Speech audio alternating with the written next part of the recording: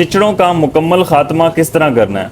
सवाल अक्सर ये पूछा जाता है कि आइवरमेक्टिन यानी कि चिचड़ों वाला इंजेक्शन लगाया है लेकिन चिचड़ अभी भी मौजूद हैं, ख़त्म नहीं हुए। इसकी वजह क्या है? क्यों आइवरमेक्टिन लगाने की वजह से भी चिचड़ ख़त्म नहीं होते? आज की वीडियो में इस टॉपिक पे बात करूँगा। बिस्मिल्लाहिर्रहमानिर्रहीम। अस्सलाम वालेकुम नाज़रीन, मैं हूँ डॉक्टर नुमान अली और आपकी खिदमत में एक नए सेशन के साथ हाज़िर हूँ।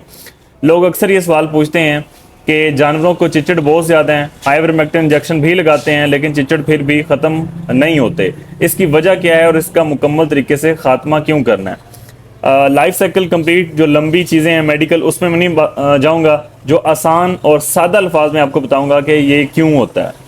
होता ये है कि जानवरों को चिचड़ मौजूद हैं, हम आइवरमेक्टिन इंजेक्शन लगाते हैं, चिचड़ जो वक्ती तौर पे चिचड़ मौजूद होते हैं वो ख़त्म हो जाते हैं। लेकिन फ़ी जो चिचड़ है मादा, वो अंडे उतारती है और वो जानवर के जिस्म के ऊपर मौजूद होते हैं।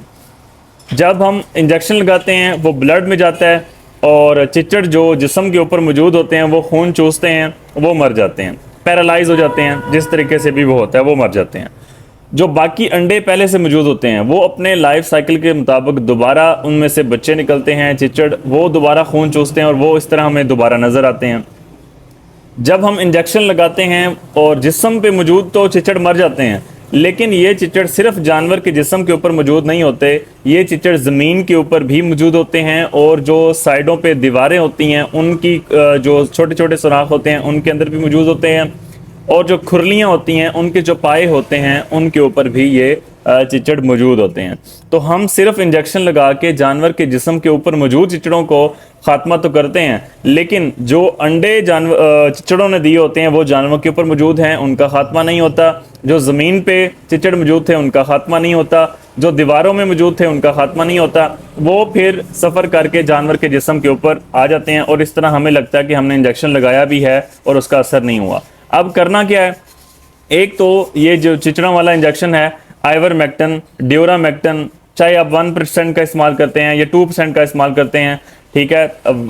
जो वज़न है, उम्र है, उसके हिसाब से आपने डोज कैलकुलेट करके जितनी डोज बनती है उसी के मुताबिक लगाना है, कम नहीं लगानी। थोड़ी सी ऊपर 1-2 ml आप ऊपर लगा सकते हैं, वो नुकसानदेह नहीं है। एक बार आपने ये डोज लगानी है, उसके 10 दिन बाद आपने ये डोज दोबारा लगानी है, ताकि जो अंडे मौजूद थे जो बच गए हैं वो जब अपना लाइफ साइकिल मुकम्मल करके दोबारा चिचड़ बन गए हैं, उनमें से बच्चे निकल चुके हैं, तो उनको दोबारा हमने किल करना है। एक तो काम करना ये। दूसरा ये है कि जब आपने पहली बार इंजेक्शन लगाना है उसी के साथ सिर्फ इंजेक्शन नहीं लगाना, बल्कि जो चिचड़ों वाली स्प्रे आती हैं, डेल्टा मेथरिन के नाम से स्प्रे आती है, ट्राइक्लोरोफान के नाम से, सेगावान के नाम से आता है, उसमें ट्राइक्लोरोफान फार्मूला होता है, ये स्प्रे आती है, ये पाउडर फार्म में दोनों मौजूद हैं।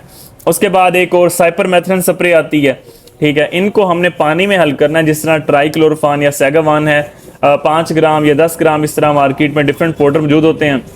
तो 10 ग्राम 1 लीटर पानी के अंदर हम मिक्स कर सकते हैं। वो जानवर के जिस्म के ऊपर भी हमने स्प्रे करनी है, जहाँ जानवरों को हम बांधते हैं, चाहे वो अंदर जो शेड है, छत वाली जगह, उसके अंदर भी हमने स्प्रे करनी है, बाहर भी हमने स्प्रे करनी है। दीवारों तक तकरीबन 5-5 फुट तक ऊपर जो है वो भी हमने स्प्रे करनी है। जो पानी वाली हौजी है उसके नीचे भी हमने सारी स्प्रे करनी है, अंदर नहीं, बाहर एक बार स्प्रे करनी है।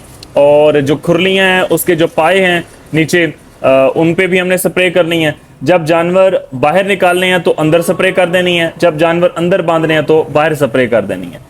जब स्प्रे करनी है उस वक्त जानवरों का जो रस्सा है उसको टाइट कर देना है, ताकि जानवर बाज़ का ये होता है कि अपना जिस्म भी चाटता है या एक जानवर दूसरे का जिस्म चाटता है, तो इस तरह की सिचुएशन में जानवर को नुकसान ना हो।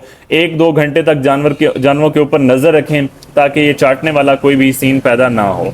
अच्छा, एक तो हमने इंजेक्शन लगा दिया एक बार चिचड़ों वाला, साथ ही हमने स्प्रे कर दी, तो जो अंडे मौजूद थे वो स्प्रे की वजह से ख़त्म हो जाएंगे, जो चिचड़ बड़े थे वो इंजेक्शन से ख़त्म हो जाएंगे। उसके बावजूद भी अगर कोई अंडे, कोई चिचड़, कोई भी चीज़ रह जाती है, तो जब हम 10 दिन के बाद यही सारे फार्मूला जो है स्प्रे वाला भी और इंजेक्शन वाला भी रिपीट करेंगे, तो जो भी चीज़ें सारी मौजूद होंगी वो सारी मर जाएंगी।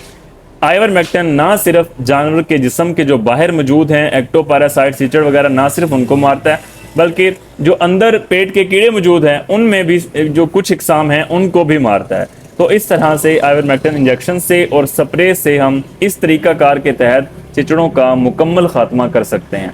उम्मीद करता हूँ कि चिचड़ों के हवाले से, अच्छा प्रेग्नेंट जानवरों के हवाले से भी पूछा जाता है सवाल कि गब्बन जानवर को हमने आइवरमेक्टिन इंजेक्शन लगाना है या नहीं लगाना।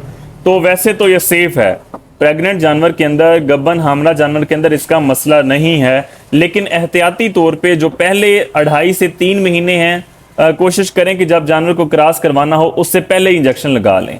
जो पहले 3 महीने हैं या आखिरी 2 महीने हैं, इनके अंदर इस इंजेक्शन का इस्तेमाल ना करें। जो बीच के महीने हैं, चौथा, पांचवा, छठा, इसमें हम इनका इस्तेमाल करवा सकते हैं, कोई इशू नहीं है।